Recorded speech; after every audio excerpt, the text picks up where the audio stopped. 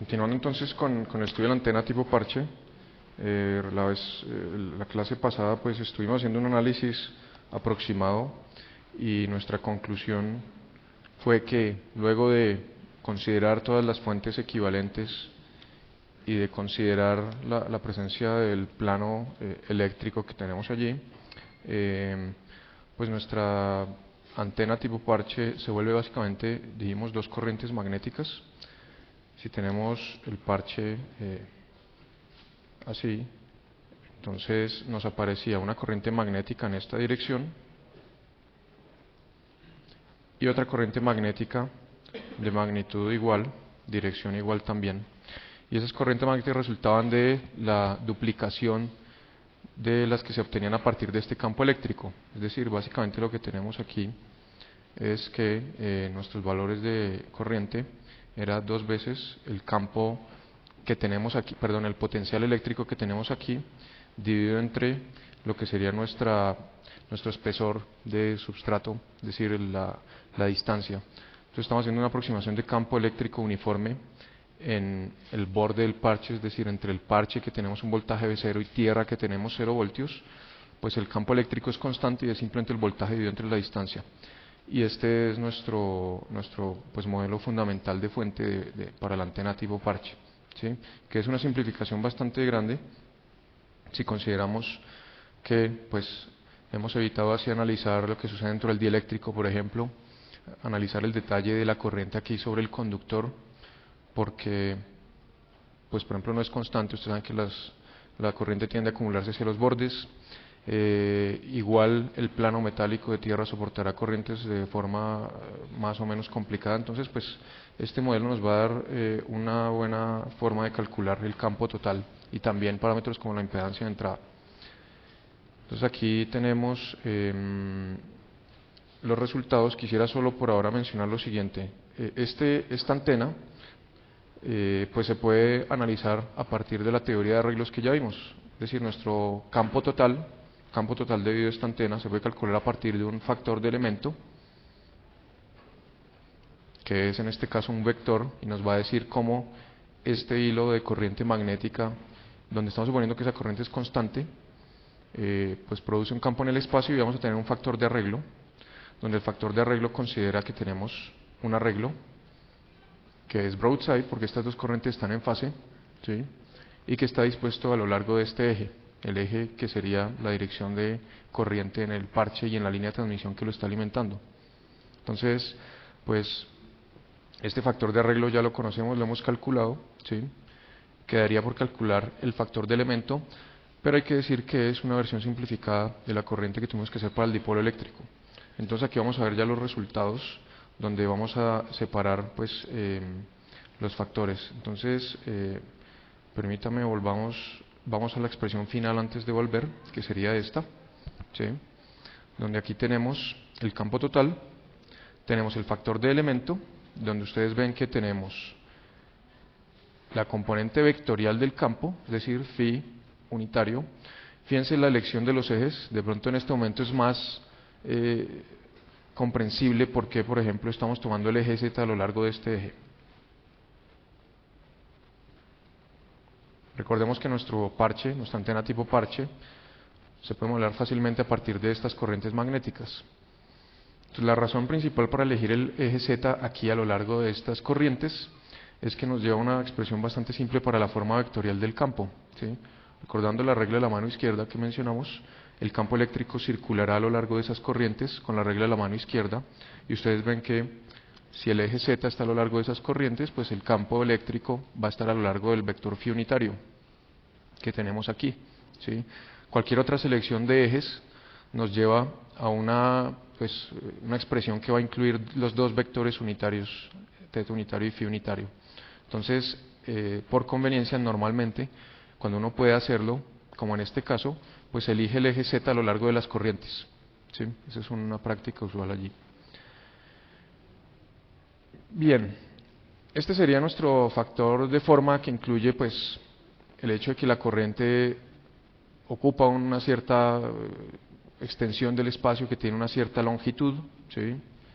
Ustedes ven aquí cómo aparece el W afuera, como un factor multiplicativo, es decir, que más grande, pues más fuerte espera uno que sea el campo, pero también aparece aquí como un factor de forma dentro del argumento de la función sync. Entonces esperamos básicamente que mientras más ancho sea el parche, pues en principio esta función sync decaiga más rápido, ¿no? Algo similar, análogo a lo que hemos visto ya en los arreglos, y es si yo aumento el tamaño del arreglo, el haz se hace más estrecho. Eso lo vemos aquí nuevamente con la aparición de W, que es el ancho del parche dentro de esta ecuación. Sin embargo, hay que decir que, como hemos visto en el caso del dipolo, pues alargar más esta fuente de corriente no es beneficioso más allá de un cierto punto, ¿no? Entonces también vamos a encontrar un valor óptimo que nos permite pues obtener una directividad razonable y no ocupar más espacio del necesario, del estrictamente necesario. Bien, esto en lo que se refiere al factor de elemento. Para el factor de arreglo, pues usamos las fórmulas que ya hemos visto, considerando que la distancia entre los elementos es la longitud, ¿sí? Es decir, que aquí nos aparece, fíjense, es L sobre lambda 0, ¿sí? En este caso, pues estamos usando el factor de arreglo para dos elementos. Entonces recordemos las funciones allí, o bueno, las podemos escribir aquí directamente. Recordemos que para dos elementos teníamos que, se escribía como un medio de seno de, en este caso n, que es 2 por psi medios sobre seno de psi medios. Y recordemos aquí que psi va a ser es k por d por cos θ, y en este caso el ángulo es fase 0 porque están en fases dos elementos. Entonces cuando nosotros reemplazamos estos valores, recordando que aquí d es igual a L, pues obtenemos esta expresión, ¿sí? Usando la identidad del doble ángulo. Ustedes saben que el seno de dos veces algo es dos veces seno por coseno, entonces se nos cancela con este, es decir, esto nos va a quedar aquí básicamente coseno de psi medios, y es lo que tenemos aquí. Bien, entonces fíjense que pues esta aproximación que hicimos nos permite dar una respuesta razonablemente aproximada a lo que es el comportamiento de esta antena tipo parche, ¿sí? Aquí tenemos la visualización de esta ecuación en 3D, donde vemos que la antena es una antena tipo broadside, porque el máximo está en la dirección normal a la superficie de la antena. Tenemos que en los dos planos principales hay un comportamiento diferente, digamos. En uno de los planos principales, este que es el que llamamos el plano E, donde el plano E, recuerden que incluye la dirección del campo eléctrico y la dirección del máximo, es decir, que si lo vemos aquí en 3D, esta es la dirección del máximo y el campo eléctrico va a lo largo va paralelo a la línea de acceso y a los bordes L del parche. Este sería el plano E. En este plano, el campo pues tiene un máximo aquí, pero no decae a cero, ¿sí? En este plano. En el plano ortogonal, que es básicamente la misma dirección de máximo, porque pues sabemos que E y H se vuelven máximos en la misma dirección porque son uno factor multiplicativo del otro, mientras que el campo magnético pues va a ser ortogonal al eléctrico, es decir, que tendríamos básicamente este plano aquí. Entonces, en este plano, el campo sí resulta ser cero cuando nos acercamos a la dirección tangencial, rasante al parche, ¿sí? Y eso tiene que ver con nuestra fuente básica. Recordemos que nuestra fuente básica es una fuente de corriente en esta dirección, y sabemos también que un elemento de corriente no genera campo radiado en la dirección paralela a su circulación, esta. Es decir, el campo en esta dirección debe ser cero, el producido por esta y también el producido por esta. Entonces, esto pues nos lleva a decir que generalmente se va a tener este comportamiento en el que en el plano H el campo decae más rápidamente a medida que nos alejamos de la normal, ¿sí? Y en nuestro modelo aproximado decae idénticamente a cero, ¿no? En la práctica esto no pasa, va a decaer pero no va a ir a cero. Y en el plano ortogonal, en este, si ustedes ven, nosotros vamos a tener básicamente el factor de arreglo, que va a determinar esta forma, ¿sí? En este plano, en el plano que tenemos, estoy señalando allí, ustedes deben considerar que si lo vemos desde arriba tenemos una corriente magnética. Esta corriente magnética, cuando la vemos desde arriba, pues básicamente produce un campo que es omnidireccional en el plano ortogonal, ¿sí? Entonces, en el plano eléctrico, el plano E, pues tenemos que el factor de elemento es constante, ¿sí? Esto es constante, y solo el factor de arreglo determina de esta forma. Aquí estamos viendo puramente el factor de arreglo, ¿sí? Lo podemos ver algebraicamente también, ¿sí? El plano E, si ustedes lo ven aquí, ¿a qué ángulo esférico corresponde? Plano E. Es decir, incluimos el eje X, que es normal, y el eje Y. Es decir, el plano XY. ¿Cómo escribimos el plano XY en coordenadas esféricas? ¿Qué opinan de esto? Θ igual a pi medios. Es el plano XY, ¿no es cierto? Entonces, reemplazamos aquí θ igual a pi medios, esto se hace 0, y entonces ustedes ven que, por un lado, esto no depende ya de ninguna variable, y sin θ pues se hace igual a 1. Es decir, esta expresión no varía en el plano eléctrico, ¿no? Es solo el factor de arreglo quien determina este comportamiento. Por la misma razón, en el plano ortogonal, cuando estemos aquí, en este plano, pues va a suceder el efecto contrario, y es que aquí vamos a ver únicamente el factor de elemento, ¿sí? Este plano, ¿cómo lo escribiríamos? Ya que ustedes saben. Entonces, tenemos el Z y el Y. El plano ZY, ¿cómo se escribe?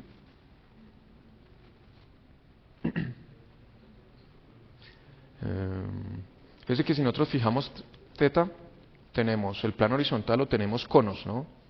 Si fijamos θ, en cambio aquí queremos ver el plano, dijimos XZ, XZ.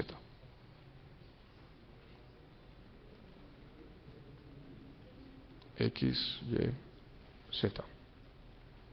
Queremos este plano, indicarlo. ¿Qué opinan de escribir phi igual a pi medios?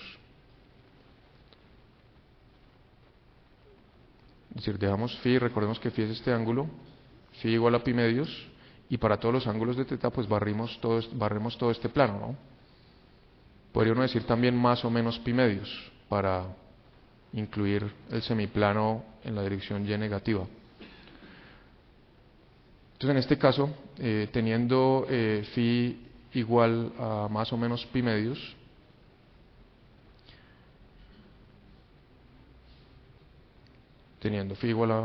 este desaparece, ¿sí? Este permanece allí, ¿sí? Y esto es porque el eje está... no, perdón, no, es que es el ZX el que queremos, sí. Creo que el ZY es el plano del arreglo, del parche, perdón. Pero nosotros estamos interesados en este momento en determinar el campo en el plano que hemos denominado H, que es este.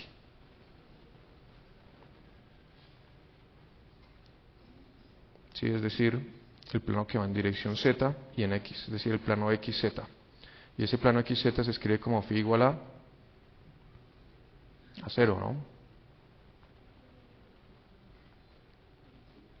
XYZ, el plano XZ, perdón, es este.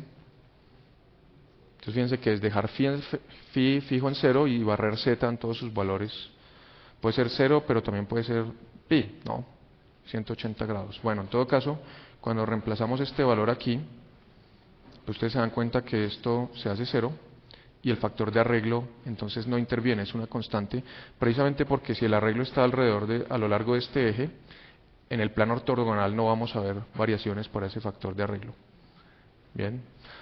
Ahora, repito que, sobre todo para el factor de elemento, pues hemos hecho unas suposiciones, ¿no? Entonces, en la práctica no va a pasar exactamente esto ni esto, ¿sí? Adicionalmente, uno encuentra que el hecho de alimentar el parche por un lado y no por el otro hace que pues haya una cierta simetría. Uno la nota ya sobre el campo medido o simulado incluso numéricamente, ¿sí? Normalmente va a encontrar que, como este es el plano que nos dice dónde va a estar alimentado, uno va a encontrar que del lado donde está alimentado el parche, tiende a ser algo como así. Tiende a variar, a bajar y a crecer nuevamente, pero pues sucede en la dirección menos importante, digámoslo.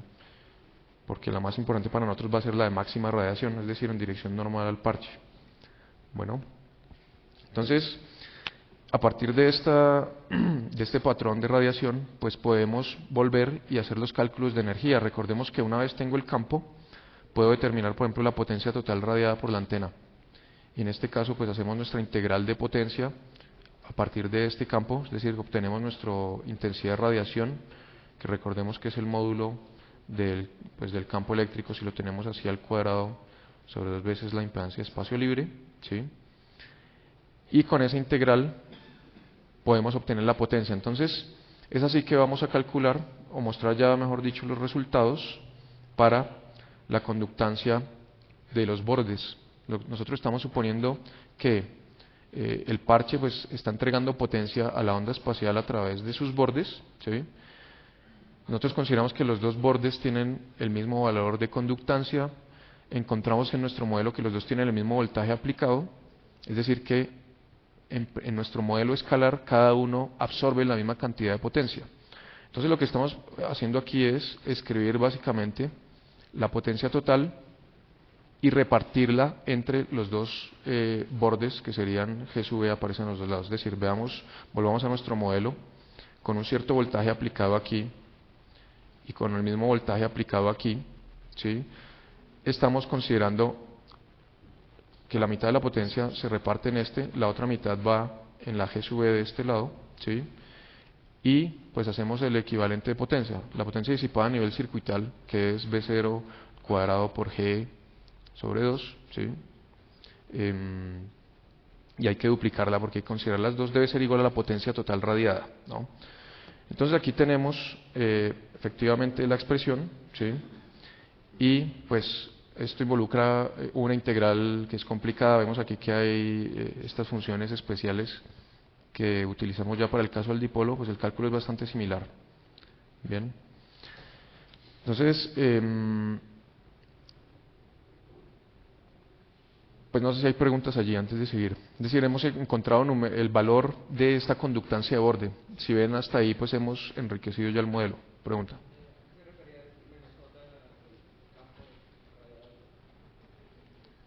¿Este menos J? Sí. No, pues es básicamente debido a la función del propagador. Si nosotros vemos allí,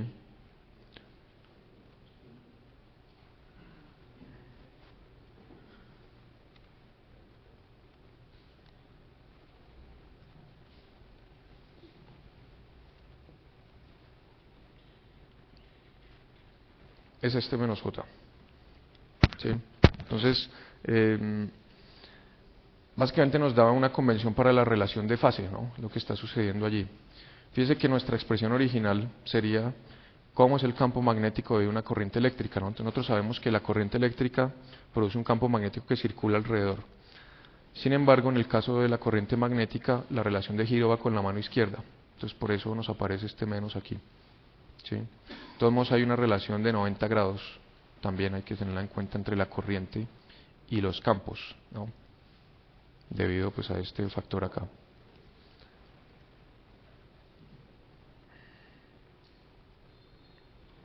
¿Hay otra pregunta? ¿Sí?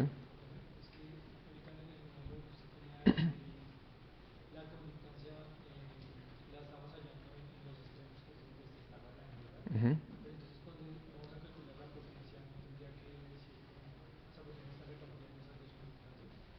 Sí. Aquí. Ujú. Ujú. Ok.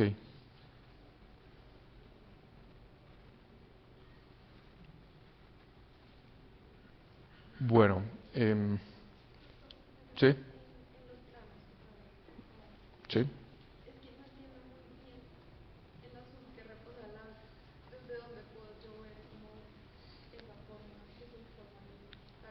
Esto. Ok, cuando uno está barriendo este plano, es que voy a tratar de girar un poco la estructura, digamos así. Démosle un poco, claro que no sé si va a ayudar algo. A ver. Digamos que lo gira un poquito, ¿sí? Entonces, lo que vamos a hacer para construir esta curva es recorrer una circunferencia muy grande, que es normal al parche, ¿sí? Y que está ubicada a lo largo de este punto, ¿sí? Es decir, es una circunferencia que está limitada a este plano, al que incluye la normal al parche y este eje. Entonces nos vamos a una distancia muy grande, vamos midiendo el campo en estos puntos y cada uno de estos ángulos, este ángulo es este ángulo que está ilustrado aquí, ¿sí? Es por eso que cuando tenemos 90 grados, ¿sí?, tenemos el máximo. Lo que pasa es que aquí pues uno tiene la convención para θ, entonces mide el ángulo respecto al eje Z. Entonces es básicamente ese, pues el campo lejano en una circunferencia que está limitada a ese plano. Y lo mismo para este, ¿no? Que en este caso sería una circunferencia que está sobre este plano. Entonces arranco por aquí, voy subiendo. Cuando estoy aquí estoy muy lejos, pero en dirección normal, y vuelvo. ¿Sí? Sí conviene de pronto luego mejorar este diagrama, darle la rotación para verlo. Bueno, entonces vamos a ver ya los resultados aquí. Perdón.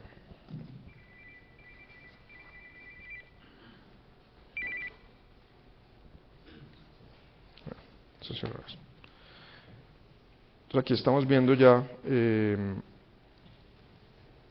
lo que sería la conductancia total de entrada al parche, es decir, ya eliminando, por ejemplo, el efecto de las reactancias. Sabemos que esas dos capacitancias que tenemos a los dos bordes se cancelan mutuamente porque elegí el parche para que fuera resonante, entonces su longitud hace que la versión transformada de la derecha cancele exactamente la reactancia de la izquierda, de manera que aquí vemos lo que sería ya la conductancia total del parche de la entrada, ¿sí?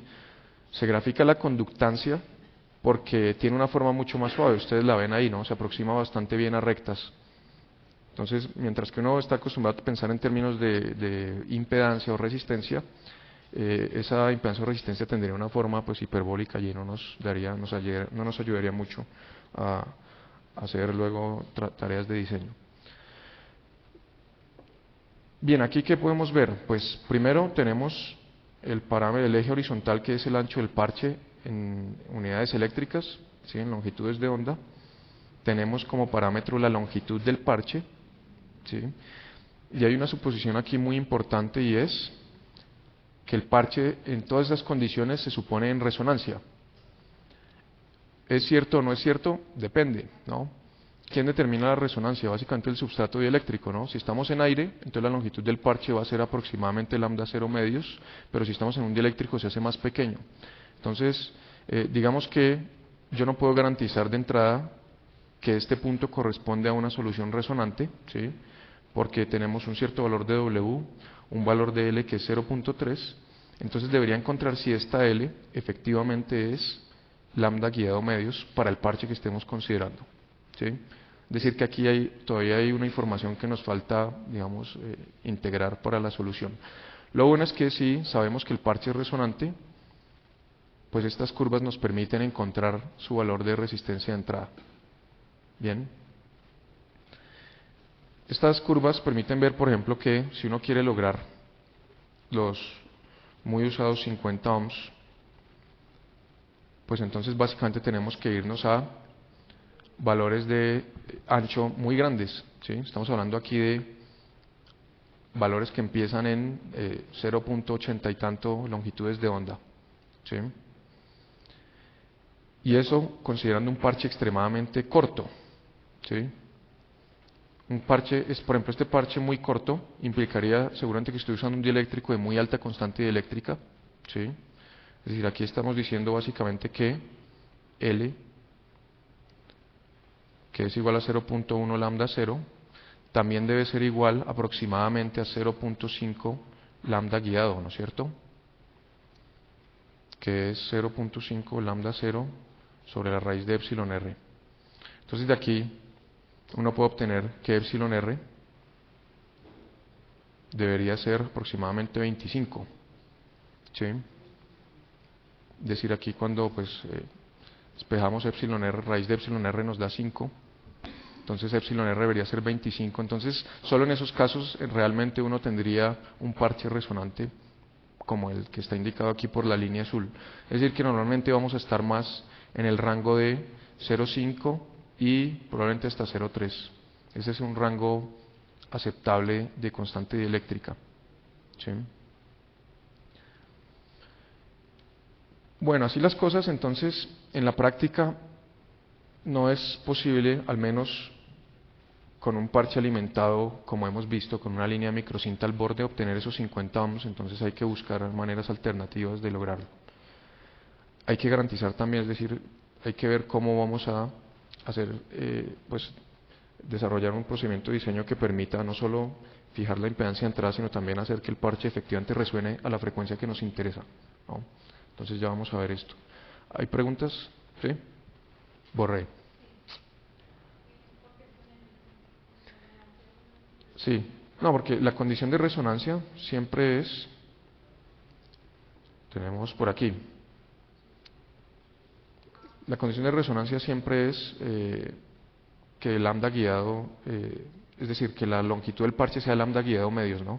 Esa es la condición que nos hace que esta admitancia de borde, luego de ser transformada por la línea, se cancele pues en su parte imaginaria con este, ¿no? Esa es la condición de resonancia.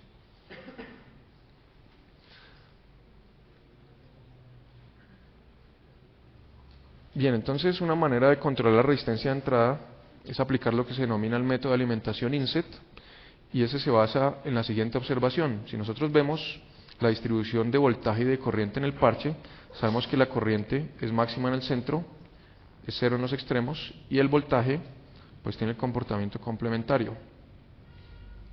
Tendríamos aquí, bueno, probablemente voy a errar el signo, pero nos importa sobre todo tener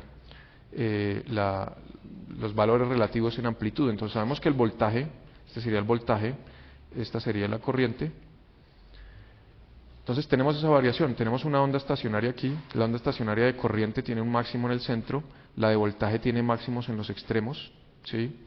Entonces, pues recordando que este sistema está en resonancia, y en resonancia, pues la resonancia lo que implica es que las cantidades como voltaje y corriente están en fase en todos los puntos de este parche, pues nosotros podemos aplicar la alimentación, no aquí en este punto donde la relación voltaje-corriente es máxima, porque lo vemos aquí, ¿sí?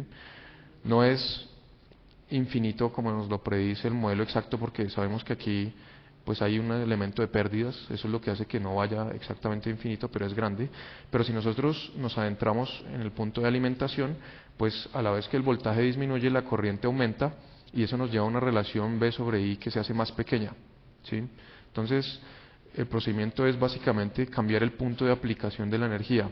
Eso se puede hacer como está escrito aquí, o se puede hacer también empleando un método de alimentación denominado probe, que ya habíamos mencionado en una clase pasada, que consiste básicamente en un hilo vertical que se conecta al punto del parche que uno quiera, ¿sí? Es un hilo que atraviesa el substrato, que usualmente proviene del conductor interno de una línea coaxial, y ese punto uno lo puede ubicar donde mejor le convenga para lograr la impedancia de entrada. Sin embargo, si queremos mantener este diseño que es coplanar, entonces el otro enfoque es usar lo que se denomina la alimentación INSET, que consiste en pues hacer unos cortes aquí de manera que la línea de transmisión efectivamente alimente el parche en otro punto, no en el borde del parche donde la impedancia es máxima, ¿sí? ¿Cómo se calcula la profundidad de ese INSET? Se puede hacer a partir de este modelo de línea de transmisión, donde lo que tenemos es que nuestro generador básicamente está alimentando dos segmentos de parche, el que tendríamos de aquí hacia la izquierda y el que tendríamos de aquí hacia la derecha, y están en paralelo. Este modelo pues se resuelve, como ya hemos visto, en las ecuaciones de líneas de transmisión, y lo que uno encuentra es que la resistencia de entrada se vuelve igual a aquella que teníamos en el borde, multiplicada por este factor que es coseno cuadrado de un ángulo, que va básicamente aumentando a medida que entramos al parche, ¿sí? Y que se hace máximo ese ángulo aquí, y en teoría este modelo, si ustedes ven, pues nos predice que un parche alimentado en el centro tiene impedancia de entrada cero, ¿sí? Porque pues allí el voltaje es cero y la corriente es máxima. En la práctica pues sabemos que eso no va a pasar, porque alguna cierta cantidad de energía debe ser absorbida por ese parche, no puede tener impedancia de entrada cero. Bien. Lo bueno es que este coseno cuadrado, si ustedes ven, fíjense que esto se hace pi medios exactamente en LG igual a L medios, es decir, aquí en el centro. Es decir, que nosotros podríamos graficar la variación, la curva cos cuadrado, ustedes saben que viene así, viene aquí y baja, llega a cero y volvería a subir si uno quiere, ¿sí? Entonces este sería el factor multiplicativo para nuestra impedancia de entrada al desplazarnos hacia adentro, donde esto sería 0 y esto sería 1. Entonces lo que logramos adentrándonos es reducir la impedancia y el factor de reducción es este.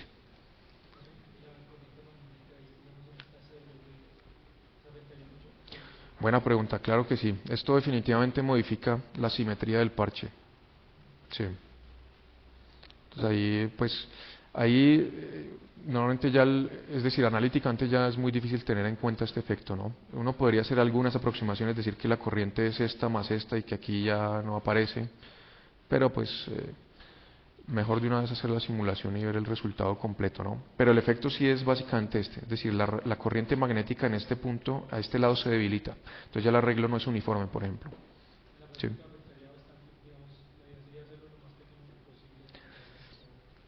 Esta separación. Sí, no, es decir, aquí vamos a ver que hay varias consideraciones. Uno, hay una pauta básica y es, uno debería mantener la impedancia característica de la línea de acceso. Esta es una línea de microcinta, puede tener 100 ohms, 200 ohms, sí. En el momento en el que pasamos a esta estructura, la línea ya no es una línea de microcinta, sino que es una línea que se denomina una línea coplanar aterrizada. Podemos verla aquí un momento.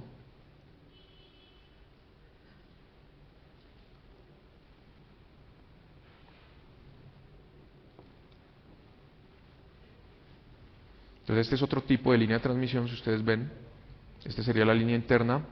En esta línea los planos de tierra que se tienen a los lados son grandes, en principio infinitos, y es una buena aproximación sabiendo pues que el parche va a ser mucho más ancho que la línea. Entonces una primera aproximación es emplear o garantizar que esta línea también tiene esa impedancia característica, ¿sí? Lo que pasa es que en la práctica, para algunos valores de diseño, esto nos lleva por ejemplo a ranuras muy grandes, ¿sí? Entonces es allí donde uno debe pues tratar de verificar, es decir, probar un diseño o verificar si en la práctica funciona, si no pues hay que adaptar de alguna manera el ancho, ¿sí?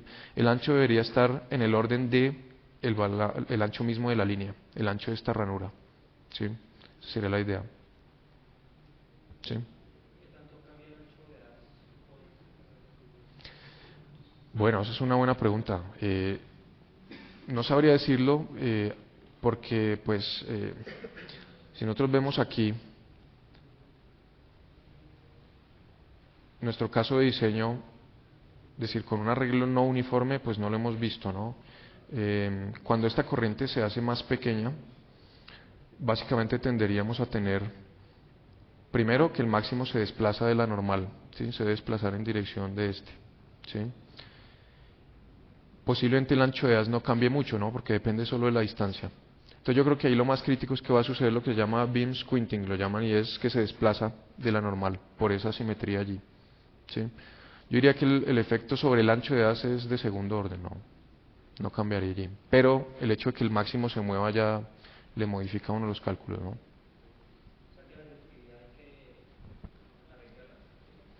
Sí, hay que considerar eso. Ya cuando vaya a hacer su diseño, sí, debe considerar esta parte para calcularse la directividad completa. Y la ganancia completa, ¿no? También.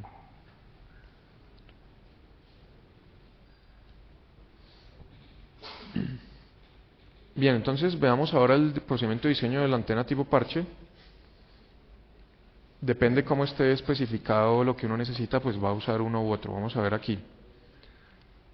Por ejemplo, un primer procedimiento de diseño es este donde uno fija W a un valor que podemos denominar óptimo, ¿sí? Es decir, uno parte fijando W.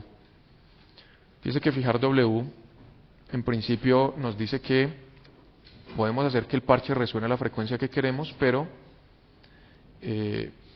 va a tener la impedancia de entrada que salga allí del modelo, ¿sí? Es decir, una vez uno fija W, va a obtener el L que hace el parche resonante y luego tiene que ir a mirar en la curva cuánto le da la impedancia de entrada.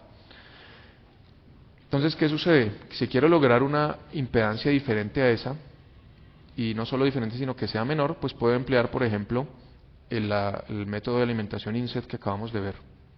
Si la impedancia es menor, la que necesito. Si es mayor, bueno, hay otras posibilidades, pero normalmente uno no especifica de entrada una impedancia de antena de 300 ohms o 400, que son los valores típicos allí. Sí. con el modo inset no tengo unas capacitancias. Sí, claro, ahí estamos, es decir, sí, comportamiento se desvía bastante de de, de- del ideal, ¿no? Aquí esto se vuelve un elemento parásito, de hecho surge también una capacitancia entre estos dos, ¿sí? Fíjense que aquí estoy suponiendo que este punto hacia acá vea un fragmento de parche pues idéntico en cuanto a características de línea transmisional de la derecha y eso no es cierto, ¿no? Entonces sí va a haber muchos efectos allí, pero son efectos difíciles de tener en cuenta en modelos analíticos. Entonces uno plantea su diseño con estas ecuaciones y luego sintoniza el efecto a partir de simulaciones ya de onda completa. Pero no habría menos problemas de ese tipo añadiendo la alimentación en paralelo, ortogonal, digamos, ¿Cómo es ortogonal? como se decía, como, sí, Ah, con probe, sí, sí, sí, es una posibilidad, pero digamos que algunas veces uno no quiere hacer esto, ¿no? Por ejemplo, si uno está en un sistema integrado donde todas sus pistas y todo está de un lado, ¿sí? Y usted requiere tener el plano metálico del otro, entonces no es muy natural pues cambiar de lado para entrar nuevamente al substrato donde ya estaban las líneas de alimentación. Entonces, en algunas ocasiones, pues esto es lo más indicado, ¿sí? Ahora, este sí también se usa, pero este tampoco es que esté, digamos, sea carente de problemas. Cuando uno tiene un probe aquí, este hilo normalmente va a comportarse como una inductancia, entonces va a modificar también el comportamiento de la antena. Es decir, todo va a causar efectos, ¿no? Pues básicamente la idea es tenerlos en cuenta. Por ejemplo, esta inductancia nos va a modificar un poco la frecuencia de resonancia, ¿sí? Entonces, por eso es importante la simulación en última medida, que antes lo que se hacía era un primer cálculo y luego corte y pruebe, corte y pruebe. Entonces ahora lo sustituimos con ya más simulaciones, pronto un estudio paramétrico y demás. Pero ahí no se genera una capacitancia también ¿Dónde? al hacer ese levantamiento. No, pues esto ya está así, ¿no? Lo que tenemos aquí es el plano de tierra, que ya está, aquí también está, tenemos el parche, ¿sí? Entonces ya está ahí, sí, efectivamente. Pues hay una capacitancia, pues lo estamos teniendo en cuenta a partir de nuestro modelo de transmisión, de línea de transmisión, ¿no? Entonces este es el efecto adicional, el que no estaba antes y es la inductancia.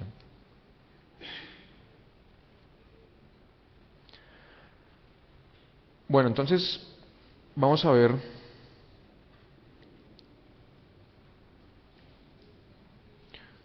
entonces estos métodos. Entonces teníamos este primero, ¿no? Que básicamente resulta cuando tenemos una impedancia de entrada que podemos variar. Ahora,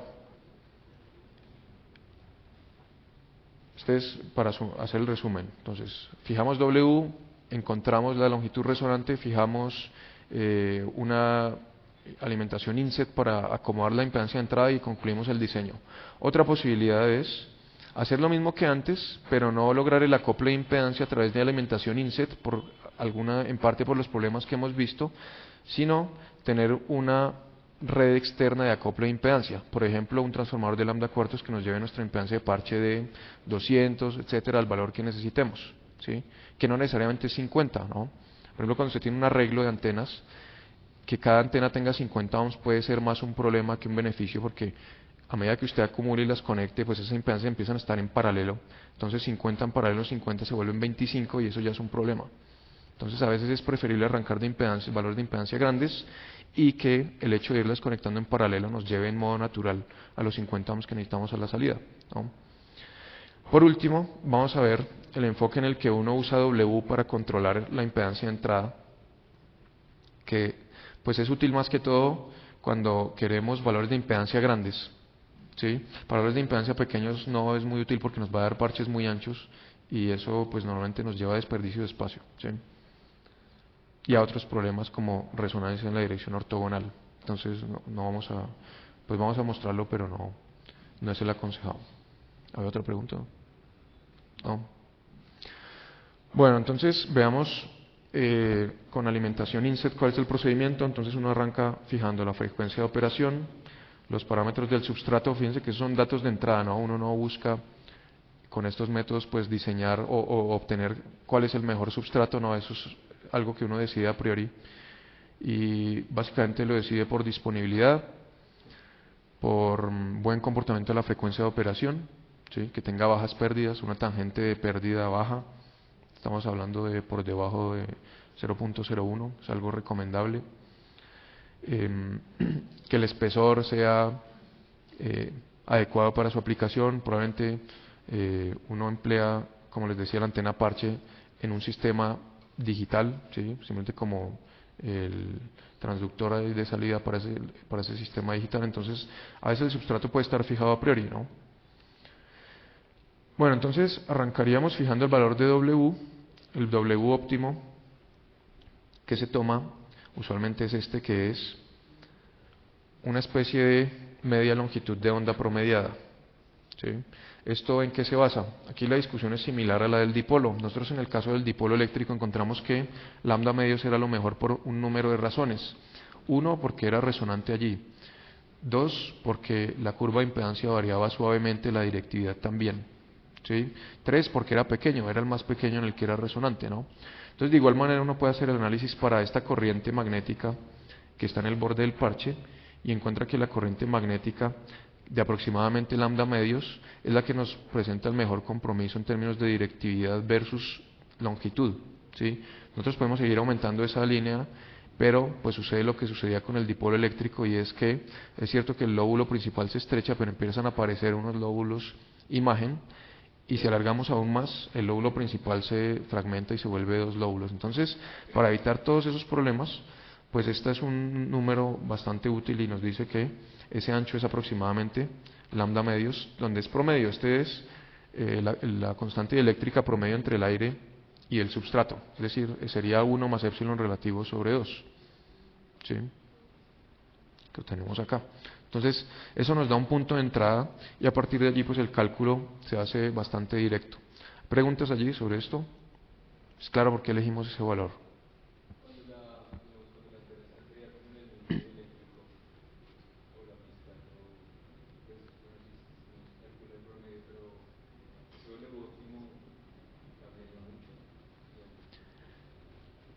A ver, allí, pues lo que pasa es que se deben considerar las dos longitudes de onda, las dos constantes dieléctricas, porque... ¿Mm? Sí, o sea, usted dice un parche totalmente rodeado por el mismo dieléctrico, arriba y abajo, pues el promedio da igual entonces a la constante del dieléctrico que esté considerando. Entonces quedaría así. Es decir, esto sería epsilon r. Lo que pasa es que no, es decir, usted debe pensar que siempre una antena está pensada para radiar en espacio libre, ¿no? Entonces no es práctico pensar que el dieléctrico va a llenar todo el espacio superior. Así que, pues uno llega a formas de estas o a, por ejemplo, reducir el peso que se le asigna en este caso al aire, ¿sí? Entonces cambiaría algo allí. Bueno, entonces después de tener el ancho óptimo, vamos a calcular primero los parámetros de la línea de transmisión, porque recordemos que debemos hacer que el parche sea una línea resonante. Entonces el primer paso es calcular la constante dieléctrica efectiva. Eso nos viene de las ecuaciones que vimos para la línea microcinta. Esa constante efectiva se calcula a partir de la del dieléctrico y de aquí la relación de aspecto de la línea H sobre W, donde aquí estamos usando la ecuación, recordemos que eran dos ecuaciones, pero aquí estamos usando la ecuación para W mucho mayor que H, que es la que funciona aquí, porque el parche es normalmente, o sea, en nuestros supuestos de diseño, pues el parche es mucho más ancho que el espesor del substrato. Entonces esta sería la ecuación. Después de esto, dijimos que las capacitancias que se tienen a los bordes del parche causan un alargamiento equivalente. Entonces ese alargamiento equivalente también se puede calcular a partir del modelo de microcinta y está pues determinado por esta fórmula donde se emplea la constante eléctrica efectiva y nuevamente la relación de aspecto. Y este es un alargamiento que está pues normalizado al ancho del espesor, al ancho del substrato, al espesor, ¿sí? Entonces, ¿con qué intención se hace esto? Recordemos que nuestra línea, si no tuviera capacitancias, tendría que tener exactamente una longitud de lambda guiado medios, pero esas capacitancias hace que la línea se pues parezca más larga de lo que es. Entonces nuestra longitud resonante va a ser lambda guiado medios menos ese alargamiento equivalente debido a las capacitancias en el borde, donde yo considero el alargamiento a los dos lados, a los dos extremos, ¿sí? Entonces, esta sería perdón, nuestra longitud resonante para el parche. ¿Preguntas?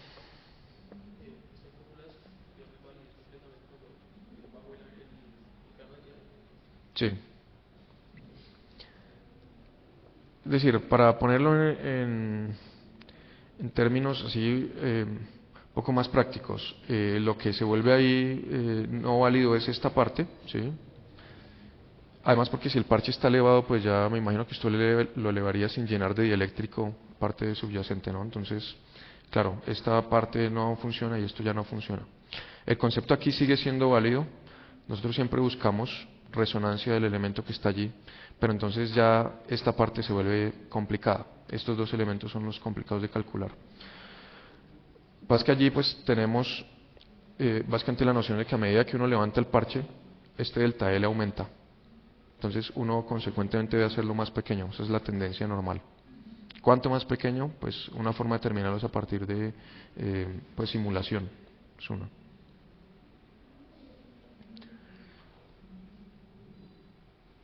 Bien, entonces una vez tenemos W y L, podemos volver nuevamente a nuestras curvas de conductancia de entrada, encontramos el punto. Si no están aquí los valores, pues hay que interpolar de alguna manera, o si no, pues emplear las fórmulas de las que se obtienen. Aquí están las fórmulas. Bueno, esta ya es la segunda, entonces se pueden emplear estas fórmulas, ¿no? De todos modos, las curvas nos dan una muy buena información y suponiendo que estamos ubicados, por ejemplo, en esta zona, es decir, que nuestra longitud de parche es 0.3 lambda 0 y el W es 0.7 lambda 0, pues que bueno, de hecho no es muy práctico este valor. Fíjense que el diseño óptimo hacia qué parte de la curva nos llevaría, ¿no? Este W óptimo, si ustedes se dan cuenta, W óptimo siempre va a ser menor que lambda 0 medios, ¿sí? Porque pues se refiere a lambda medios dividido entre un factor que es mayor que 1. Entonces vamos a estar usualmente ubicados en la porción izquierda de la curva, es decir, hacia allá. Este va a ser el resultado de ese diseño.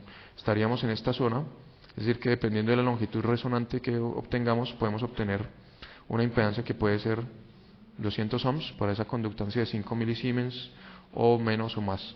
¿Sí? Entonces uno encontraría primero pues cuál es el punto, cuál es el valor de la impedancia allí, y luego de eso pues calcularía el valor de el LG, esa longitud de inset que nos permite obtener nuevamente la impedancia buscada. ¿Sí? Entonces ese sería el primer método de diseño. Volviendo al otro enfoque de alimentación con probe, pues se puede seguir exactamente el mismo método. En ese caso la longitud de inset no nos diría cuánto cortar aquí, sino en qué punto aplicar el probe para alimentar la antena. Es decir, ese método también nos permite diseñar una antena con alimentación probe. Sin embargo, hay que siempre considerar que el probe va a ligeramente modificar la frecuencia de resonancia, entonces uno tiene que hacer correcciones ya sobre el momento. Uno podría calcularse el valor equivalente a esta inductancia y demás, pero pues no vamos a ver esas fórmulas aquí. Para evitar este efecto, lo mejor siempre es usar los substratos más delgados posible. ¿Sí? Un substrato más grande va a aumentar esa inductancia ahí parásita, entonces no son muy usados cuando tenemos que, por ejemplo, hacer via halts para conectar elementos a tierra y demás. Es por eso también que se usan mucho estas líneas que se denominan coplanares, ¿no? Donde la línea y el plano de tierra están en el mismo plano. Es mucho más fácil ahí hacer cortocircuitos a tierra y demás. Entonces se usan bastante. ¿Pregunta? Sí.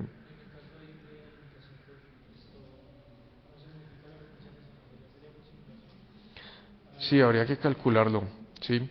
Entonces habría, decir, uno puede tener una noción viendo el comportamiento que teníamos en el caso ideal. Por ejemplo, pensemos en el caso ideal, la impedancia de entrada de nuestro parche es puramente real, ¿sí? Nosotros le agregamos una reactancia, entonces se vuelve imaginaria positiva. Entonces la pregunta que uno sería es, ¿para qué frecuencias este parche tiene una impedancia capacitiva que cancele de alguna manera este? La respuesta es para valores de parche para parches más cortos. Es decir, si nosotros arrancamos con una línea de transmisión muy corta en abierto, sabemos que eso arranca siendo una capacitancia.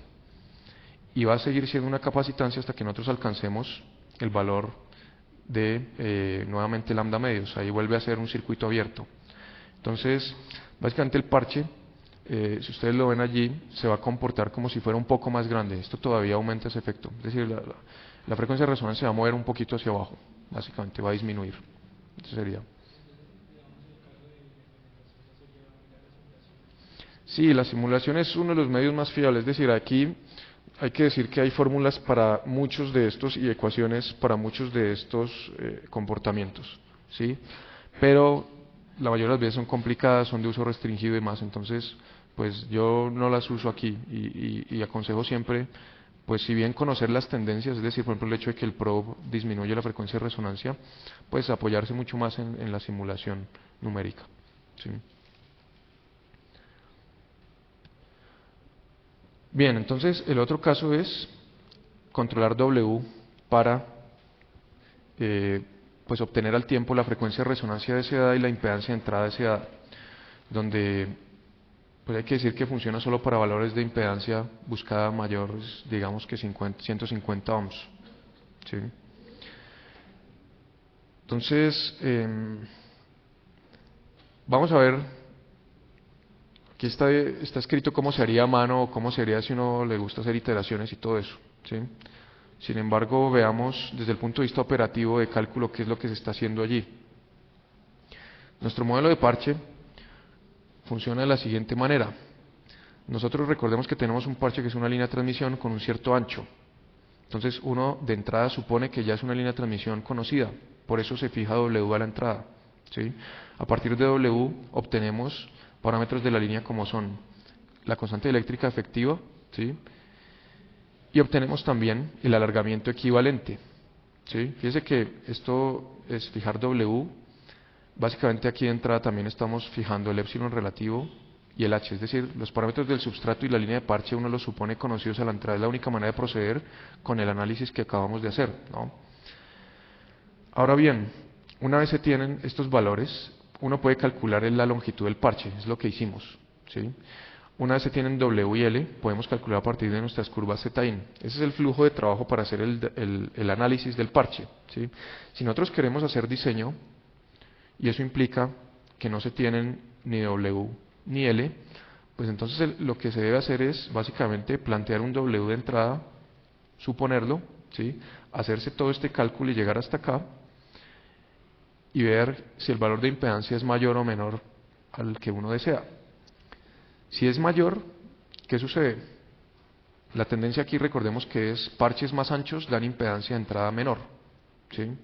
O conductancia mayor, que es lo que tenemos allá. Entonces, después de seguir este recorrido de cálculo y con el valor de Zin, uno sabe qué corrección debería aplicarle a W. Entonces, básicamente lo que uno haría es cerrar el loop aquí y volver. Entonces, si Zin es mayor que el valor obtenido o el buscado, ¿sí? Si es mayor, quiere decir que el parche es muy angosto, entonces debemos ensancharlo un poquito. Se ensancha, se vuelve a hacer el diseño y se sigue. Es decir, esa sería la manera, hay que hacerlo iterativamente. Obviamente hoy en día pues eso se puede hacer relativamente fácil, es cuestión de tener las ecuaciones, como ya están aquí, escribírselas y usar un solver automático que pues va a hacer la búsqueda por nosotros, ¿sí? Entonces ese es el enfoque si uno quiere controlar W para obtener RIN. Ese enfoque pues en algunos casos es muy útil, ¿no? Por todos los problemas que les he mencionado respecto a la alimentación INSET y respecto al probe, pues tener un parche muy sencillo hace que se comporte más cerca de nuestro modelo ideal, ¿no? Entonces puede ser útil en esos casos. Entonces lo que tenemos en la diapositiva anterior es la descripción manual de esto que está haciendo aquí. Bien. ¿Preguntas?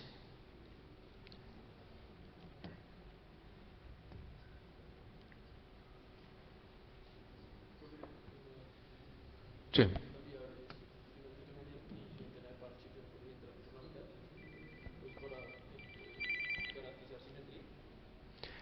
Lo que pasa es que entrar por la mitad tiene el problema que acabamos de ver aquí, ¿no? Si usted alimenta justo en la mitad del parche, está en el punto de más baja impedancia posible. Básicamente usted ve aquí un cortocircuito, ¿sí? Y de hecho, aquellos de ustedes que ya abrieron la antena que les entregué, ven que el centro del parche, y de hecho los dos parches, todos están cortocircuitados a tierra, hay un tornillo ahí. Entonces ese punto no se alimenta ahí normalmente, ni con probe, ni con línea microcinta, con INSED hasta allá, porque es un punto de baja impedancia, de cortocircuito.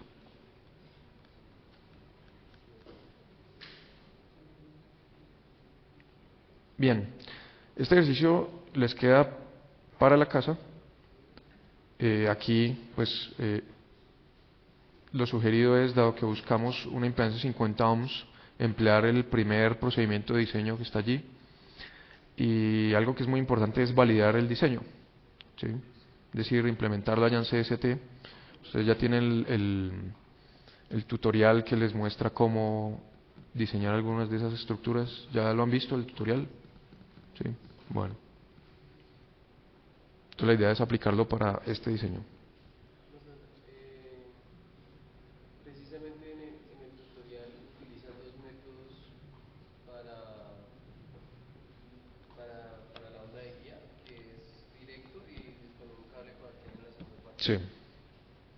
Ese desfase que hay ahí cuando se utiliza el cable coaxial, ¿a qué se debe en los parámetros estos?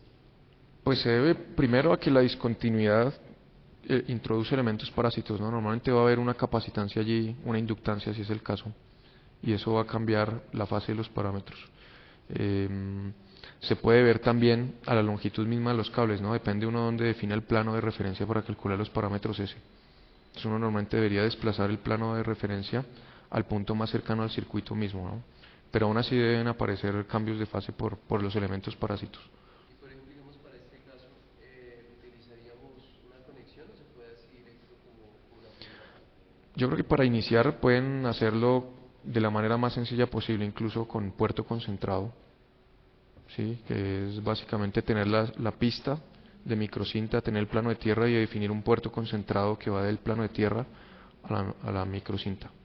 Después uno puede ir cambiando, por ejemplo usa el modelo de guía de onda para la línea microcinta y después incluso ya modelar la transición coaxial al plano, ¿no? Se podría ir haciendo así progresivamente. Cualquiera de esos tres. Lo que pasa es que sí es útil ya antes de la implementación final modelar todos los, es decir, modelar tan fielmente como sea posible la realidad, ¿no?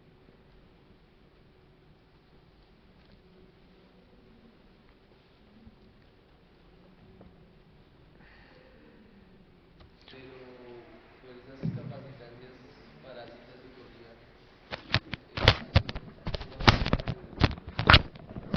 Ok, ¿estamos hablando de el parche o al desfasador? cuando ponemos el desfasador, se corre la frecuencia central por el, Sí, la frecuencia central de... del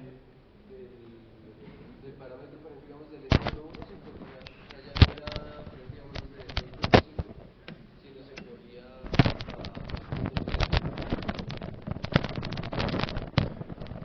2.3. Sí, lo que no entiendo ahí es, o sea, ¿está simulando únicamente el desfasador?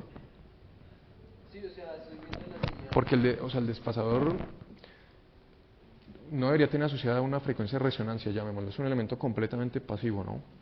Entonces él no va a disipar energía bajo ninguna circunstancia, es lo que uno espera. O sea, ¿qué es lo que no entiendo?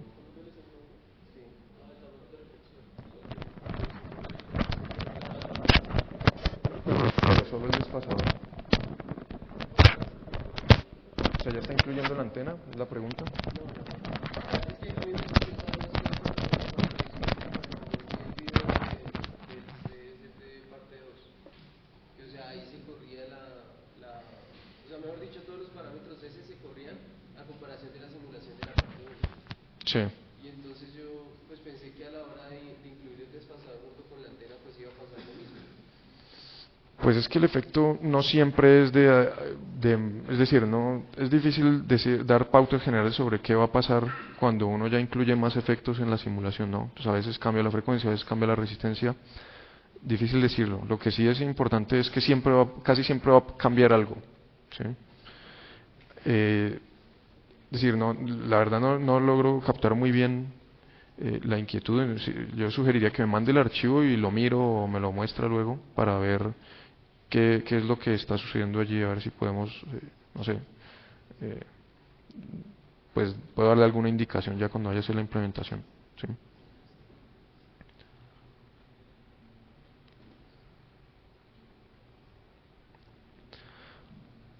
Bueno, ¿no hay más preguntas?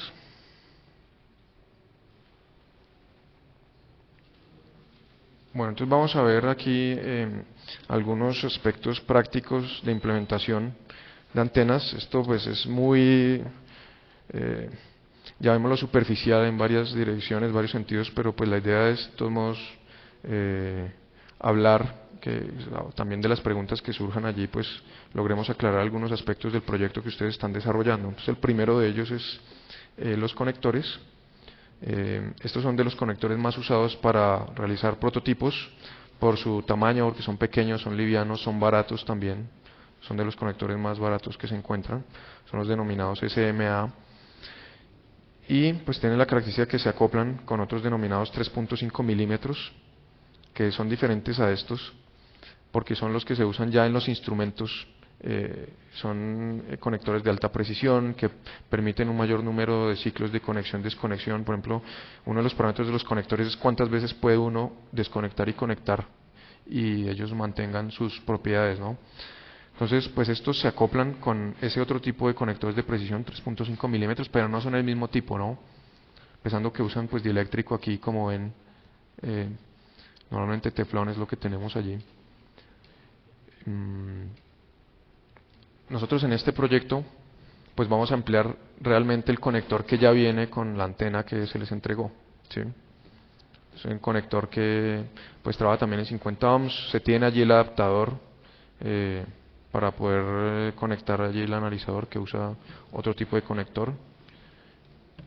Entonces pues hay que tener en cuenta que pues en este caso no es necesario, pero sí es útil de pronto para trabajos posteriores conocer las variedades que hay muchas variedades, ¿sí? Tenemos estos, por ejemplo, que están dispuestos naturalmente para acoplarse por el lado del substrato.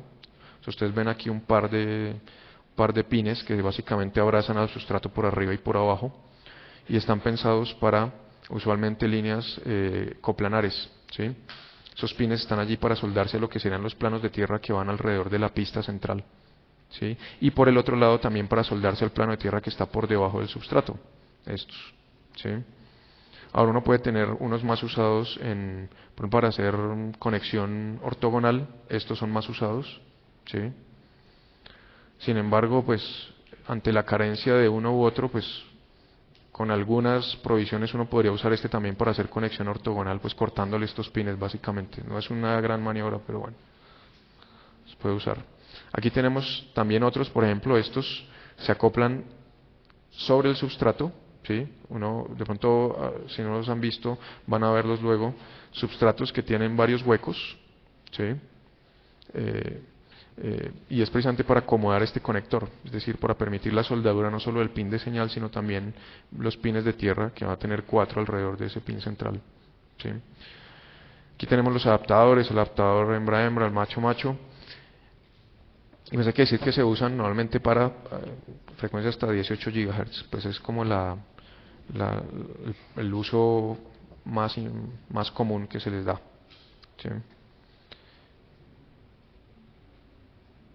Bien, entonces es claro que no vamos a ampliar estos conectores, ¿no? Vamos a ampliar el conector. La idea es que ustedes en su proyecto van a entregar la antena, básicamente desde afuera no se puede ver que cambiaron algo, ¿sí? También la presentación va a ser muy importante, siempre es importante, o sea que no esté rota, ni quemada, ni bueno, todo eso. Entonces, tener cuidado con eso allí. Cable de alimentación, ese sale, pero ya la antena tiene huecos, ¿no? El radomo tiene unos huecos ahí a los lados del conector, entonces por ahí puede salir el cable de alimentación.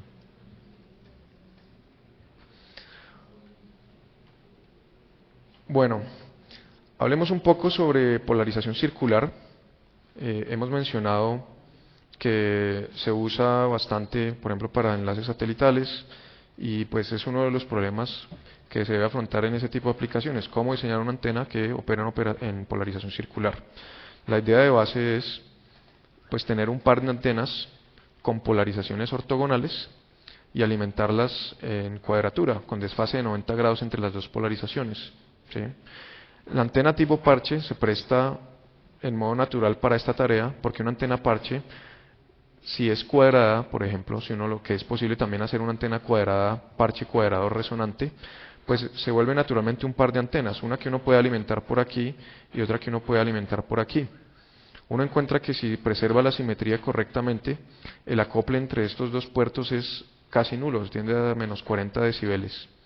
Y eso es debido precisamente a la característica que mencionábamos antes, y es que el centro del parche se vuelve un cortocircuito desde el punto de vista de este modo de corriente, ¿sí? Entonces este punto, estando en ese nulo de voltaje o de campo eléctrico, pues va a recibir muy poco de la señal que está siendo aquí inyectada a través de este puerto, y lo mismo sucede para una señal inyectada por aquí. Entonces nosotros podemos tener este par de antenas con polarizaciones ortogonales, con bajo acople entre ellas, y lo que sería para lograr polarización circular es pues aplicarle un desfase de más o menos 90 grados a uno de los dos puertos para lograr el efecto que buscamos. Bien, entonces se puede lograr de varias maneras. Una de ellas es el acoplador híbrido que habíamos visto. Ese acoplador híbrido, recordemos que toma esta señal y nos presenta aquí muestras que tienen división equitativa de potencia, pero desfasada, esta está desfasada a 90 grados respecto a la de arriba. Si entramos por aquí, entonces sucede lo contrario, la que está retrasada sería la de arriba. Entonces, por ejemplo, esta disposición nos permite no solo lograr polarización circular, sino lograr cualquiera de las dos polarizaciones circulares, ¿sí? Por ejemplo, veamos qué es lo que sucede aquí. Si estamos alimentando con este esquema con 0 y 90 grados, donde vamos a suponer que los 90 grados significa 90 grados de atraso, pues entonces va a suceder que el máximo de corriente va primero a estar a lo largo de este eje, 90 grados o un cuarto de periodo después va a estar así, después va a girar hacia la izquierda. Entonces nuestro sentido de giro del campo eléctrico va a ir en esta dirección, ¿sí? Entonces eso nos va a dictaminar pues una polarización que ustedes ya ven ahí, que sería de mano derecha, ¿sí? Suponiendo que la propagación ocurre hacia afuera del tablero, ¿sí? Ahora, si es 90 negativo, entonces la dirección de giro es la contraria, ¿sí? Porque en ese caso arrancamos primero en esta dirección, 90 grados, después estamos hacia abajo, y entonces la dirección de giro sería esta. Bien, entonces este arreglo, esta disposición nos permite tener esos dos puertos, es decir, tendríamos una antena con dos polarizaciones, una circular de mano derecha, este es right hand circular polarization, y esta de mano izquierda, y esos dos puertos van a estar muy desacoplados entre sí, tanto por el acoplador híbrido, porque recordemos que está diseñado precisamente para aislar estos dos puertos, como por el parche, que también está diseñado para minimizar el acople entre estos dos puertos. Entonces es una disposición bastante usada. Lo que pasa es que en algunas circunstancias pues es muy complicada, este acoplador híbrido ocupa espacio y demás, entonces se usan enfoques minimalistas desde el punto de vista del espacio, pero que son complicados desde el punto de vista del diseño, ¿sí? Uno encuentra que un parche puede ser alterado para lograr que opere, digamos, en esos dos modos de resonancia transversal y con desfase de 90 grados. Estas son las modificaciones que se hacen: hacer un corte rectangular aquí, hacer cortes diagonales en los dos. Hay varios enfoques allí y pues no vamos a adentrarnos en eso, simplemente tengan en cuenta que con restricciones de espacio muy serias, si uno requiere polarización circular, pues esta sería la forma indicada de lograrla, a través de una perturbación en la estructura del parche.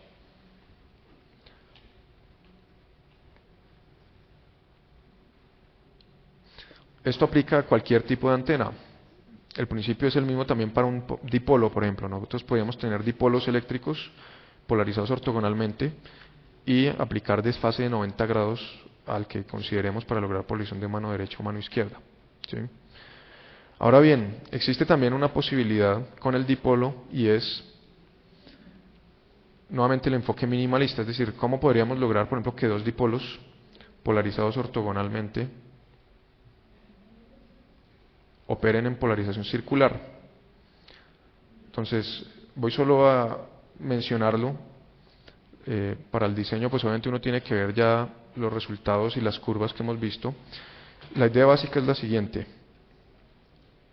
Este sería un dipolo, el dipolo que nos va a proporcionar polarización horizontal, y el otro sería el dipolo vertical. Entonces la idea sería, nosotros aplicaríamos nuestro generador entre estos dos puntos, ¿sí? Entonces básicamente, si ustedes lo ven allí, circuitalmente tenemos dos dipolos en paralelo en nuestro generador. Ahora lo que se usa es separar los dipolos ligeramente de la frecuencia de resonancia. ¿Con qué intención se hace eso? Si nosotros alargamos un poco este dipolo, resulta que ese dipolo se vuelve ligeramente inductivo, ¿sí? Eso significa que ya la corriente no va a estar en fase con el voltaje, ¿no es cierto? Sino que va a estar pues un cierto desfase dependiendo del nivel de inductancia. Con este dipolo, pues no hago lo mismo, porque si tengo dos inductancias en paralelo, pues siguen siendo una inductancia, entonces ya me salí de resonancia. Entonces lo que hago en este caso es acortarlo, el dipolo ortogonal. Lo acorto, se vuelve un poco capacitivo, y si ustedes ven el desfase de voltaje-corriente va a ir en la dirección contraria, ¿sí? Entonces el primer efecto, logramos que las corrientes horizontal y vertical estén en desfase relativo. El segundo efecto es que tenemos dos elementos en paralelo, uno es inductivo y el otro es capacitivo. Si esos valores se ajustan correctamente, la impedancia neta va a ser real nuevamente. Entonces ese es el principio de operación del que se llama el turnstile dipole, que es una antena muy sencilla, es una cruz básicamente, y pues dimensionando correctamente esa longitud de los brazos tenemos operación de polarización circular, ¿sí? Entonces también se usa, posiblemente la antena más sencilla de polarización circular que uno pueda pensar esta. Depende únicamente de cortar a la longitud correcta los brazos.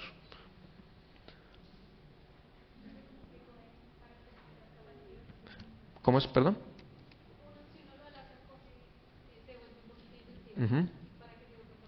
Se acorta un poco. Veamos aquí en las curvas del dipolo, para ver qué es lo que estamos haciendo aquí. Un dipolo resonante sencillo, el aislamiento uno lo pone, pues obviamente donde es resonante, ¿no? Queremos que la impedancia de entrada sea real, entonces nos ubicamos aquí. Sin embargo, lo que tenemos ahora son dos dipolos ortogonalmente dispuestos. Entonces lo que hacemos es, uno, lo hacemos más corto, y fíjense que eso significa moverse hacia la izquierda porque esto es L sobre lambda. Cuando nosotros nos movemos hacia atrás, la reactancia de entrada se hace negativa, ¿sí? Entonces ese sería uno de los dipolos. Y para el otro lo hacemos ligeramente más grande, y entonces estamos en zona de impedancia de entrada inductiva. Pasa que aquí, pues lo difícil es lograr el equilibrio, porque uno tiene que lograr simultáneamente dos cosas: que las impedancias en paralelo resulten en una impedancia real, es decir, que siga resonando el sistema, y dos, que el desfase de corriente entre las dos ramas sea exactamente 90 grados. Entonces eso depende, entre otras cosas, por ejemplo, del ancho del alambre del dipolo, ¿sí? Es que cada una de estas curvas corresponde a un ancho de conductor. Entonces uno tiene que pues hacer un trabajo allí de, ya sea cálculo numérico o de corte y pruebe, también se puede usar, ¿por qué no?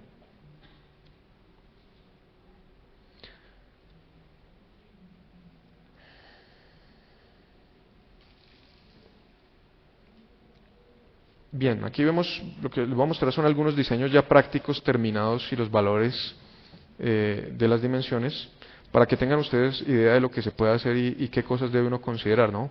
Por ejemplo, uno de los problemas del dipolo es que en principio es una antena que debería estar funcionando en espacio libre, ¿no? Y eso rara vez se logra, ¿sí? Por eso es que son más comunes los monopolos y otros tipos de antenas.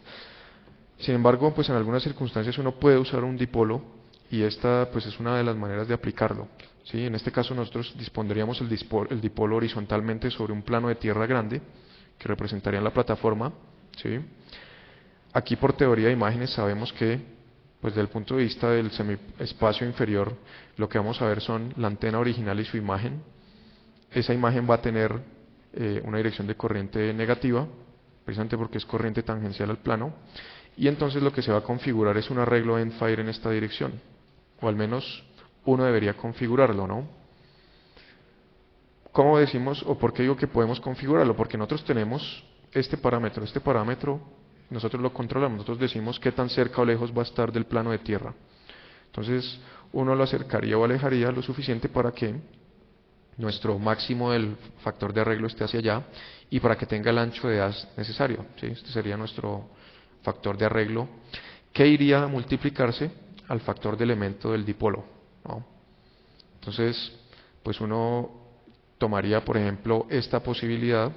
Aquí tendríamos lambda cuartos, lambda 0 cuartos, de manera que la distancia entre estos dos es lambda 0 medios, y efectivamente el campo generado por este elemento, al recorrer este lambda medios, pues sufre una inversión de 180 grados y entonces va a reforzar el campo de la fuente original en la dirección normal, ¿no? En otras direcciones, pues lo debilita, ¿sí? Entonces aquí tendríamos el diseño que nos permite tener un arreglo en Fire, un dipolo que va a ser resonante. Aquí otro aspecto a considerar es el acople, ¿sí? Porque pues normalmente uno no tiene una línea balanceada, como hemos visto, para alimentar esta antena, que en cambio sí es balanceada. Entonces el supuesto aquí es tener desde el otro lado del plano de tierra una línea que puede provenir directamente de un coaxial o puede provenir de una línea de microcinta que luego se conecta a través del substrato y sale aquí y se conecta a uno de los dos brazos de esta línea, que esta es una línea de placas paralelas, una línea de transmisión de placas paralelas que no vimos, pero que es relativamente sencilla de analizar. ¿Sí? Depende únicamente del ancho y de la separación, y ustedes pueden encontrar fácilmente las fórmulas para la impedancia característica. Entonces lo que tenemos aquí es una línea de placas paralelas, ¿sí? Donde una de sus placas está conectada al plano de tierra y la otra está conectada a nuestro generador, y pues eso nos permite generar el modo balanceado que va a alimentar luego el dipolo aquí, los dos brazos del dipolo, ¿sí? Aquí tenemos por un lado el patrón de radiación, donde vemos que efectivamente se ha reducido considerablemente el ancho de haz respecto al dipolo solo.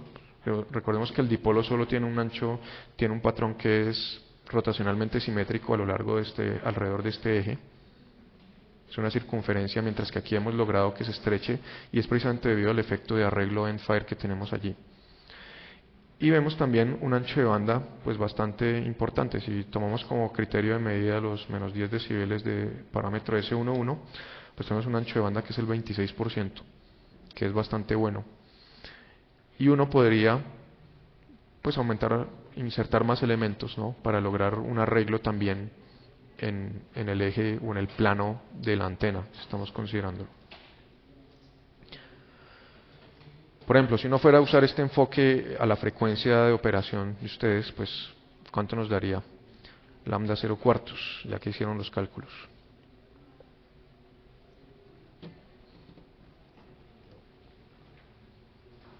No los han hecho, ¿no? Bueno.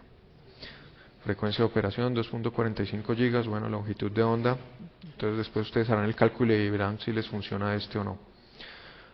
Quiere decir que esto no tiene que ser exactamente lambda cuartos, es solo lo óptimo para lograr el arreglo en Fire, pero si se acerca o se aleja un poco, pues no es que vaya a destruirse completamente el desempeño, va a funcionar simplemente un poquito peor, digámoslo.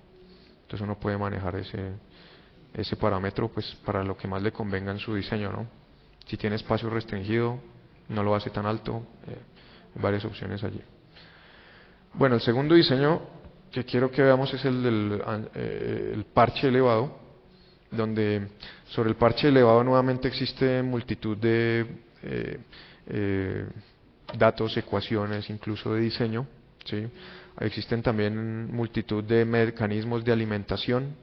Entonces aquí estoy mostrando solo uno de ellos, no es ni el más simple ni necesariamente el mejor, simplemente es uno diferente, ¿sí? Y pues la idea es que al elevar el parche, recordemos que esta es la longitud resonante, ¿no? Si nosotros consideramos que estamos alimentando a partir de esta línea, veámoslo en esta dimensión primero, que es más sencillo. Aquí posiblemente tenemos un cable coaxial que está ingresando desde el lado contrario del substrato, viene aquí a conectarse con este hilo, ese hilo se conecta a esta línea de transmisión, que es una línea de transmisión de cinta pero muy elevada, ¿no? Entonces se comporta bastante diferente a lo que estamos acostumbrados. Como primera medida, al aumentar la distancia aumenta la impedancia característica de esa línea, por ejemplo. ¿Sí? En todo caso, esta alimentación va a inducir corrientes a lo largo de esta dirección, ¿sí? Y esas corrientes van a inducir corrientes en la misma dirección en el parche. Entonces nosotros básicamente estamos excitando el parche como una línea de transmisión en esta dirección. Nosotros requeriríamos, considerando que ahora este parche ya está en aire, pues que eso fuera lambda 0 medios, ¿no es cierto? Porque esa es la longitud guiada del parche. Es una línea, es un trozo de metal en aire, su longitud de onda guiada es lambda 0. Entonces esto debería ser lambda 0 medios, pero debido al alargamiento equivalente, fíjense que las dimensiones se reducen considerablemente. Pasamos de 0.5 lambda 0 a 0.36. ¿Sí? Ahora, este ancho de parche está pensado allí para lograr esa impedancia de entrada que estamos viendo. ¿Sí? El efecto es, como siempre, mayor ancho de parche, menor impedancia de entrada. Entonces uno puede pues modificar allí esos valores. También tenemos como parámetro de control aquí, por ejemplo, la elevación. ¿Sí? En este caso la elevación es bastante reducida, 0.13 longitudes de onda. Entonces esta antena es de mucho más bajo perfil que la anterior, por ejemplo. ¿Sí? El ancho de banda también es mayor.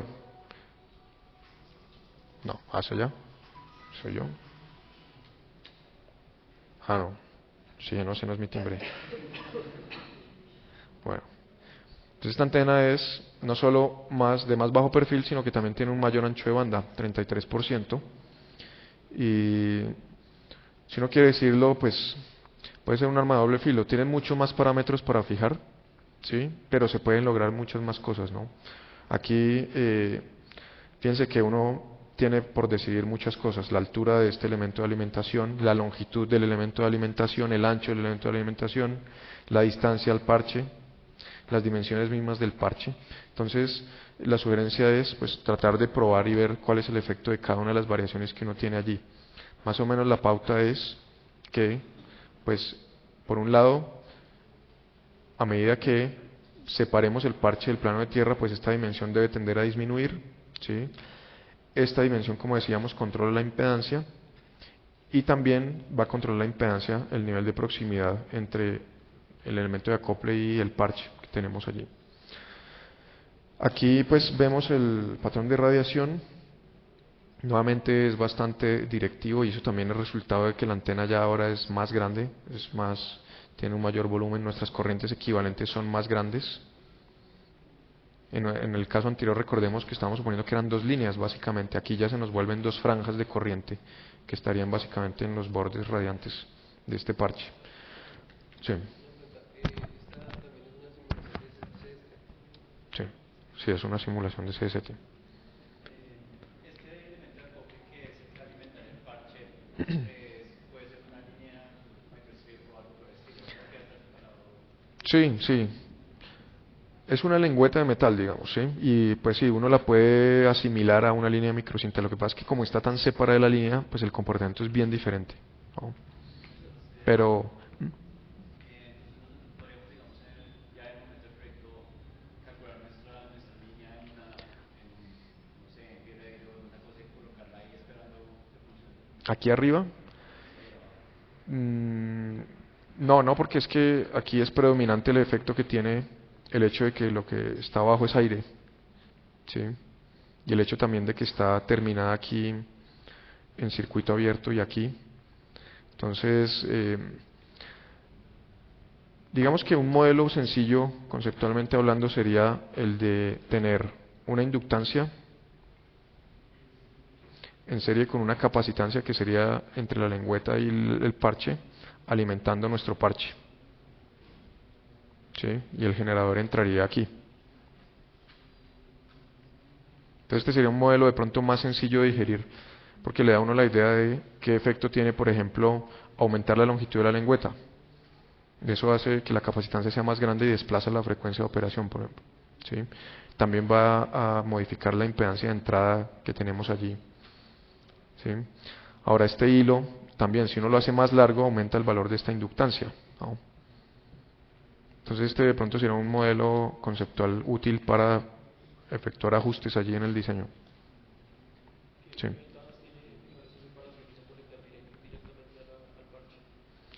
Si lo conectamos directamente al parche, pues la inductancia va a ser bastante grande, la inductancia de ese hilo.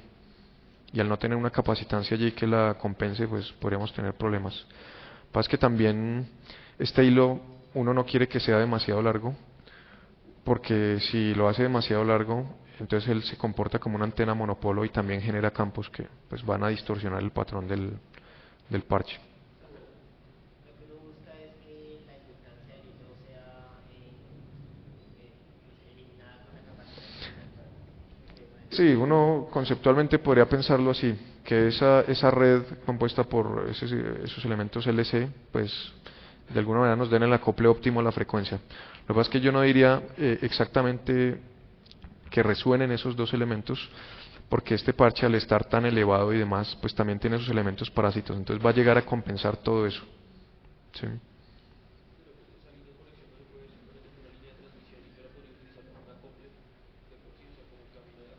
¿Cuál línea?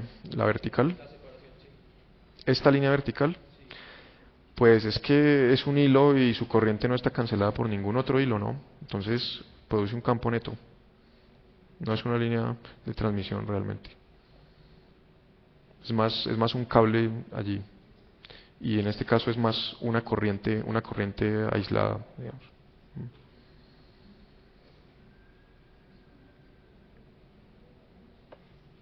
Sí.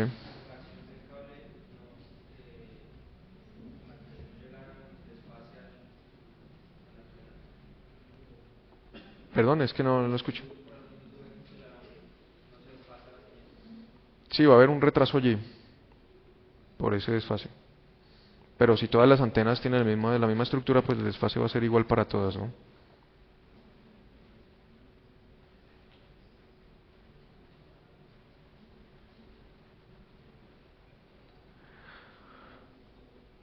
Bueno, otra opción que tenemos allí es la denominada antena discono, que ya habíamos mencionado en el capítulo sobre dipolos.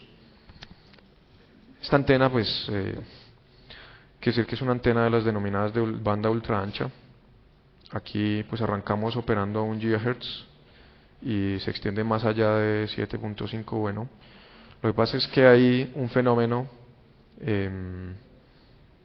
como sucede siempre, y es que si la antena se hace muy grande eléctricamente, la ganancia empieza a no funcionar tan bien. ¿Sí? Se empiezan a crear lóbulos, imagen, más lóbulos. Mientras más grande se hace la antena, eléctricamente hablando, que es lo que sucede cuando nosotros aumentamos la frecuencia, empiezan a aparecer más detalles molestos en el patrón de radiación. Entonces, en la práctica uno pues, puede operarla en este ancho de banda de 1 a 7, que ya de todos modos es bastante bueno. ¿Sí? Aquí pues tenemos las dimensiones nuevamente normalizadas. Aquí lambda máximo para este diseño particular pues es 30 centímetros. Entonces tenemos algo que requiere alrededor de 15 centímetros, un poquito menos. ¿Sí? Es una antena pues no muy grande, ¿no?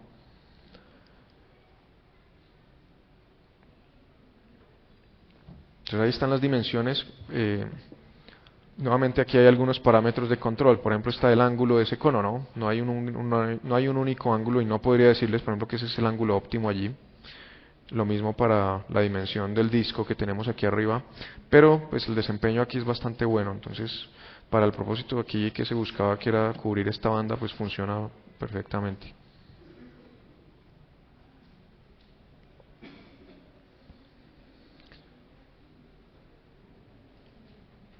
Por ejemplo, en este tipo de antenas normalmente se requiere una estructura de soporte, ¿no? Esto normalmente va a ser un cable semirrígido o rígido. ¿Sí? Estos son cables coaxiales que tienen una cobertura que es maciza. Bueno, maciza no, quiero decir, es laminar, o sea, no es un blindaje de cable trenzado como el que se tiene en los coaxiales flexibles, sino que es normalmente una lámina doblada alrededor y pues busca justamente proporcionar un soporte rígido. ¿Sí? Son semirrígidos porque si uno quiere pues los puede doblar, pero solo los puede doblar una vez. Ya si lo desdobla se parte normalmente, es lo que sucede. Entonces esta antena pues iba a necesitar normalmente de un cable de este tipo pues para tenerlo como estructura de soporte allí. Y recordemos que su comportamiento es básicamente el de un dipolo. el de un dipolo donde este sería un brazo y el disco hace otro brazo, ¿no? Entonces su patrón es máximo en dirección normal a ese eje del dipolo, ¿sí? Por lo cual es muy bueno, por ejemplo, para hacer radiodifusión, para hacer sensado del ambiente, por ejemplo, en caracterización del canal se usa mucho, entonces tiene pues esas buenas ventajas allí. Bien, hablemos un poco sobre lo que se denomina las redes de conformación de haz o redes de distribución de potencia. La idea de esta red de distribución de potencia es pues garantizar el desempeño del arreglo, ¿no? Hay varias consideraciones para tener en cuenta. Desde el punto de vista del diseño del arreglo, pues nos interesa garantizar la amplitud y fase en cada uno de los elementos, ¿sí? Ese sería el primer criterio.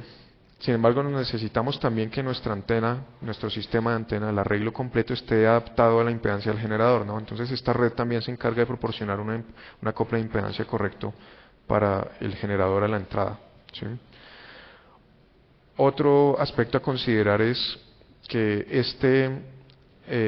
esta red de distribución debería eliminar o reducir al mínimo el posible acople entre los puertos, es decir, si por ejemplo esta antena está desacoplada, entonces la energía que le entreguemos se va a reflejar, entonces es totalmente indeseable que esa potencia reflejada se alimente en las otras antenas, ¿no? Entonces debería garantizar un aislamiento adecuado entre esos puertos allí.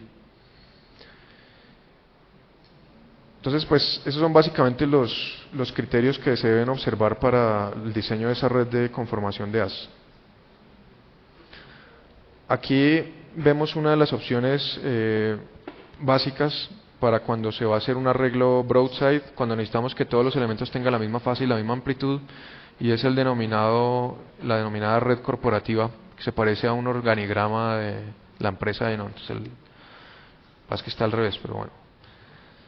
Entonces básicamente tenemos el punto de alimentación y tenemos de ahí bifurcaciones sucesivas, ¿sí?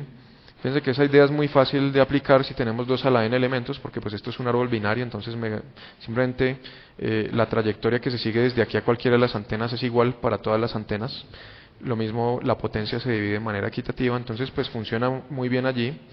En casos de números de elementos diferentes, pues hay que empezar a modificar esta idea básica, ¿no?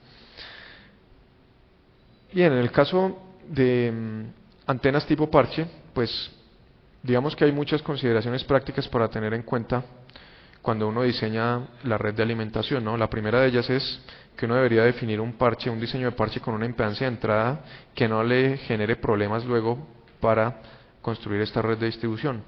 Por ejemplo, un parche con una impedancia de entrada muy alta podría crear problemas, ¿sí? Porque me implicaría, por ejemplo, tener líneas de alimentación aquí de impedancia muy alta que a su vez son muy angostas y eso me causa problemas.